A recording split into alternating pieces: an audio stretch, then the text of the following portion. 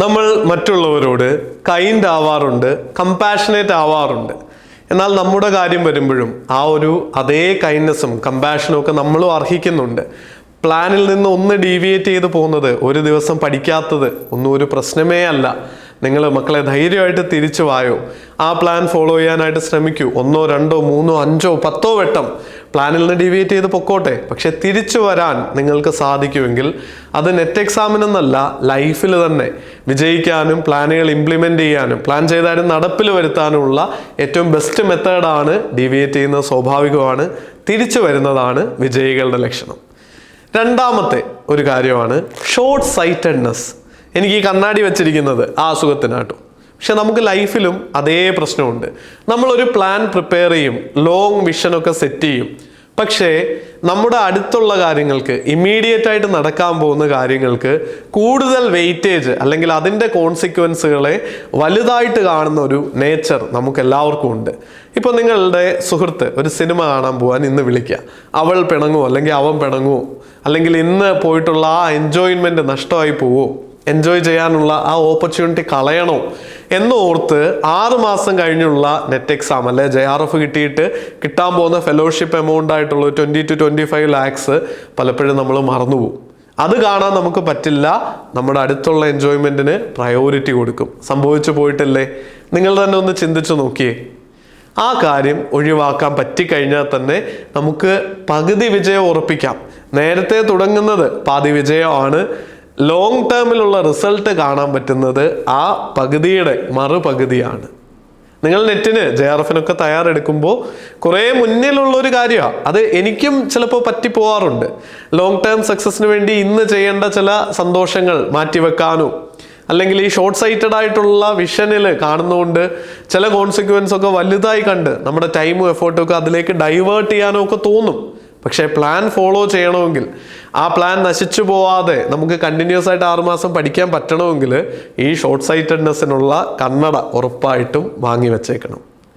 മൂന്നാമത് വരുന്ന പ്ലാനിലെ ഒരു ഫെയിലിയർ ആണ്, പ്ലാനിങ് ഒക്കെ നല്ലതാവും, ടൈമൊക്കെ ഇൻവെസ്റ്റ് ചെയ്യുന്നുണ്ടാവും, പക്ഷേ മോശം റിസോഴ്സസ് ആയിരിക്കും നിങ്ങൾ ഉപയോഗിക്കുന്നത്.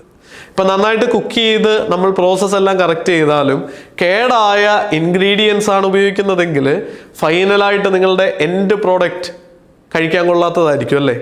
അതുപോലെയാണ് പലപ്പോഴും പ്രോപ്പറായിട്ട് നിങ്ങളുടെ ടൈമിലുള്ള ഇൻവെസ്റ്റ്മെൻറ്റ് നിങ്ങൾ കാണുന്നുണ്ടാവും. പക്ഷേ അതിനായിട്ട് ചെറിയൊരു എമൗണ്ട് സ്പെൻഡ് ചെയ്യാൻ വില്ലിങ് അല്ലാത്തതുകൊണ്ട് കൃത്യമായിട്ടുള്ള വീഡിയോ ക്ലാസ്സുകളോ നല്ല മെറ്റീരിയലോ ഫോളോ ചെയ്യുന്നതിന് പകരം നിങ്ങൾക്ക് മാർക്കറ്റിങ്ങിൻ്റെ ഭാഗമായിട്ട് മറ്റുള്ളവർ നൽകുന്ന ഒരു ഫ്രീ ആയിട്ടുള്ള ഒരു കമ്മ്യൂണിറ്റിയോ ഒക്കെ ഉപയോഗിക്കുമ്പോൾ പല പരിമിതികളും ഉണ്ടാവും. ഇപ്പോൾ ഒരു 5 minutes മുമ്പ് നമ്മുടെ ഈ ഫോണിൽ വന്ന ഒരു മെസ്സേജ്, ഞാൻ നിങ്ങൾക്ക് ആളുടെ പേരോ മെസ്സേജോ ഒന്നും വായിച്ച് കേൾപ്പിക്കുന്നില്ല, പറഞ്ഞതിൻ്റെ ചുരുക്കരൂപം ഇതാണ്.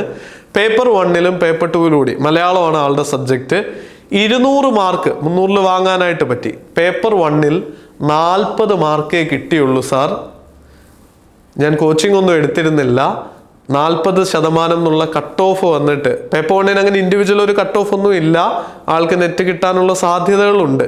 പക്ഷേ നിങ്ങളൊന്ന് ആലോചിച്ച് നോക്കിയേ, ഒരു ചെറിയ ട്രെയിനിങ്ങിൽ 3000-4000 രൂപ തൊട്ട്, അല്ലെങ്കിൽ JRF ടെസ്റ്റ് സീരീസ് ഒക്കെ 1000 രൂപയെ താഴെയാണ്. ഞാൻ കോഴ്സിൻ്റെ പ്രൊമോഷൻ അല്ല പറഞ്ഞു വന്നപ്പോൾ അത് ഓർത്തുന്നേ ഉള്ളൂ.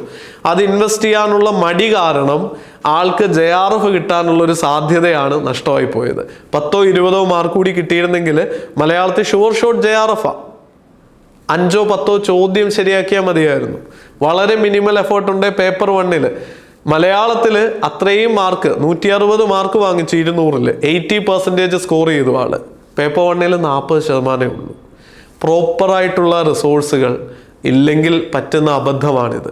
അപ്പോൾ നല്ല പ്ലാൻ ഉണ്ടെങ്കിലും അദ്ദേഹം നന്നായിട്ട് പഠിച്ചു, പക്ഷേ പ്രോപ്പറായിട്ടുള്ള റിസോഴ്സുകൾ പേപ്പർ 1ന് ഇല്ലാത്തത് കൊണ്ട് 10-25 ലക്ഷം രൂപയാണ് മിസ് ഔട്ടായി പോയത്. നിങ്ങളും ഈ പരിമിതികൾ വരുത്തരുത്. 3 കാര്യങ്ങളാണ് പറഞ്ഞത്. 1, ചെറിയ ഫെയിലിയേഴ്സ് പൂർണ്ണമായ കീഴടങ്ങലിലേക്ക് നയിക്കരുത്. നിങ്ങൾ വീണ്ടും തിരിച്ചു വരാൻ ശ്രമിക്കുക. ഷോർട്ട് സൈറ്റഡ് ആവരുത്, കണ്ണട വെക്കുക, ലോങ് ടേം വിഷൻ ഉറപ്പായിട്ടും മനസ്സിലുണ്ടാവുക.